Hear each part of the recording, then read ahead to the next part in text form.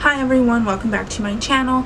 Today I'm going to talk about the books that I'm going to read during the month of September. This month I am participating in the Magical Readathon hosted by G over on Book Roast. If you don't know what the Magical Readathon is, I will link the announcement video down below, but it's basically a month-long readathon with a lot of challenges.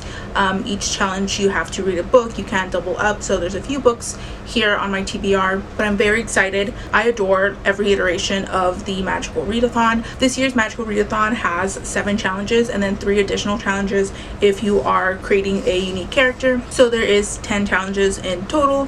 I won't go into like huge detail about the readathon. You can watch the video, but I have some books that I picked out. I think they'll be fun, some middle grade, mostly fantasy.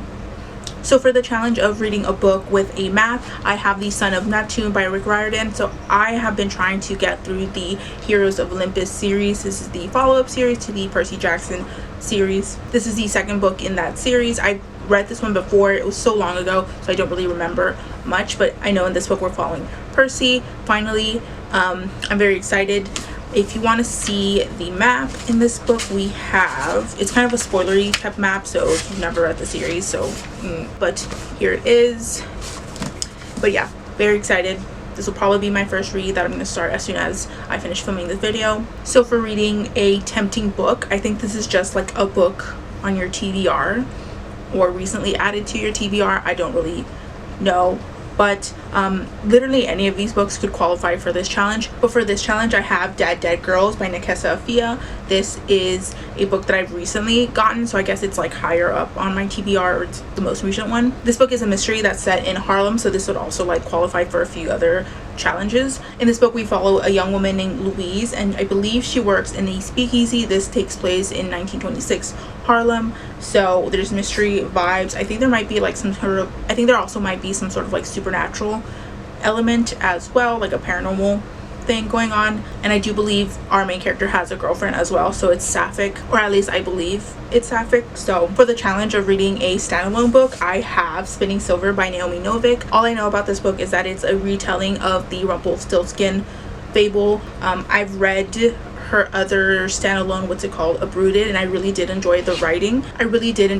From Uprooted. The story itself is a little wild for me, but I want to read another standalone. It fits the challenge, and also because this is September, the like autumn fall vibes are starting for me, so I think this will fit that vibe. So the next challenge is to read a book with like ghosts, paranormal, haunted house elements, and I picked up The Screaming Staircase by Johnathan Stroud. This is a middle grade series, and I believe in this world ghosts are common knowledge, like they exist, and the only people who could actually like see the ghosts and maybe like interact with them are children. So a lot of like paranormal like ghost hunting businesses like employ children, I believe, to work for them. We follow a company called Lockwood and Company, and I believe it's the only company in, I want to say London, so I believe it's the only company that is like self-employed by children. Like there's no adults working at this company, but there's ghosts. It's kind of spooky as well. I guess it's like a maybe like a middle grade horror.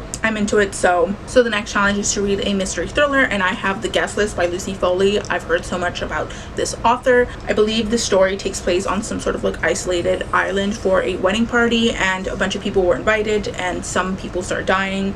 It's very much like a closed kind of circle mystery, and then there were none, I guess, type vibes. Heard a lot about this author. They're pretty well loved, and if not well loved, they're like a topic of discussion a lot. So yeah. So the next book is a 5-star prediction, and I have The Wretched of Muirwood by Jeff Wheeler. So I don't have a copy of this book. I read all of Jeff Wheeler's books on Kindle Unlimited. Jeff Wheeler is probably one of my favorite fantasy authors. He writes a lot of fantasy kind of in the vein of Tamora Pierce, that kind of very wholesome fantasy, like very good, like positive fantasy that is not necessarily just like focused for children. I think his writing is very like appealing to like younger readers and older readers. That being said, I don't know what this series is about, but I've given like every book he's read like 4.5 to 5 stars with the exception of one, and that's only because it was a prequel and I already knew it was going to happen. A lot of his books kind of cross over between his series. He has like 2 different worlds that he like writes between, and they kind of cross over sometimes, so I'm excited to be back in this particular world which I've been in before. So the next challenge is to read a book with a school setting, and I have Etiquette and Espionage, the Finishing School series by Gail Carriger. This is a series that obviously takes place at a school, a boarding school, and our main character gets sent to like an etiquette school where like young ladies learn how to be like proper ladies or whatever, but she doesn't know that this school also teaches women espionage, obviously. So yeah, that's pretty much all I know. I believe this also takes place in Gail Carriger's Parasol Protectorate universe, which I have started but haven't completed, but I have been wanting to read more from this author. I do believe that this is the earlier installment, or the series takes place earlier than the Parasol Protectorate, so maybe I'm not going to get spoiled for that series. Because this takes place in her Parasol Protectorate world, I'm assuming there's also going to be like supernatural paranormal elements like there was in that series. It's also kind of steampunk. So the next challenges are the like character creation focused ones, so different people might have different challenges depending on the characters that they create. My challenge is to read a book that takes place in a town or a city, or a majority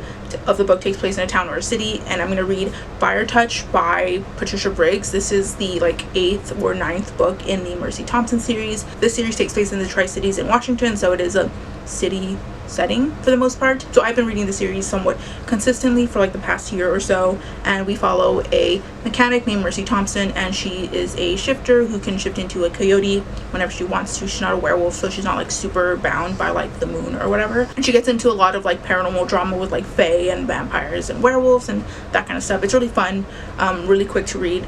I enjoy the series. So the next challenge is to read a dark academia book. This is the one challenge that I'm kind of like stumped on, because I'm not like super anticipating reading dark academia right now, but there are a lot of like books that I can choose from. I have written down a few. I have like what's that book that everyone likes, The Secret History? I have a copy of that, so maybe I can pick that up.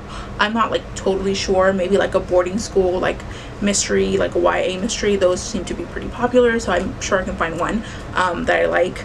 But yeah, feel free to leave me like suggestions in the comments below about a dark academia that you like, you want to see other people read like myself. So the next challenge is to read a book with a crow on the cover or in the title, or a red cover overall, and I have Nevermore, The Trials of Morrigan Crow by Jessica Townsend. This is a really well loved like middle grade series. I've heard so many people talk so highly about this series, about the like vibes, the good vibes it gives off. This series gets compared to a certain boarding school magic series that shall not be named, but so all I know is that we follow Morrigan Crow, who in her town she's believed to be like super unlucky or cursed or something along those lines, so she gets blamed for a lot of like bad things that happen to literally anyone, but then she gets swept off to like a magical school. That's all I know. But yeah, I'm also really excited. I'm obviously in the mood for middle grade. I have some middle grade stuff here, so hopefully I'll love this one. I'm sure I will, you know, I'm not like super harsh on middle grade. So those are all the books that I have for my magical readathon TBR. They're of course like subject to change if I feel like it, but I am pretty pleased with this stack of books. Other than this, I am probably also going to pick up some like Kindle Unlimited romances, because that's kind of what I do between books. KU romances really help me like push through the month if I want something in between some of these larger denser books to kind of like chill and like relax a little bit, so I don't get into like a slumpy mood. So maybe I'll pick up like an Ice Planet Barbarians book, maybe some other type of romance, I don't know. That's my TBR. Feel free to let me know what you're reading for the magical readathon if you are participating. Let me know your thoughts on any of these books, if you've read them or if you haven't read them, or if they're on your TBR as well. I'd love to hear anything you'd have to say in the comments down below. Feel free to like, comment, or subscribe, or do neither. It's all cool with me. Thank you so much for watching, and I will see you in the next one. Peace out.